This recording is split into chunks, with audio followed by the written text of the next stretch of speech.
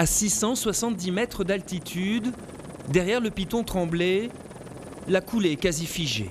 Freinée par le plateau et la végétation tropicale humide, la lave ralentit sa progression vers la côte à 2,5 km de la route. La coulée va réchauffer, sécher, puis brûler la végétation. Mais on voit que le mouvement est absolument très très faible et que ça ne va pas descendre très vite pour l'instant, sauf si il y avait un regain d'activité en amont. Étouffé par les pluies, les obstacles, le magma peine à se frayer un chemin.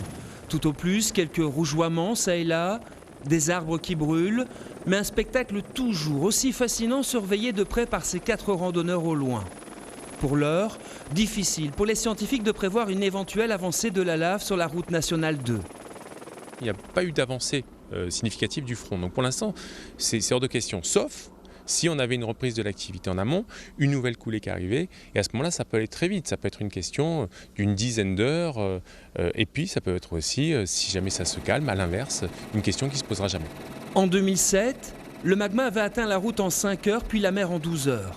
Même si elle suit ses traces aujourd'hui, seul un regain d'activité permettra à la lave et à l'océan de se rencontrer à nouveau.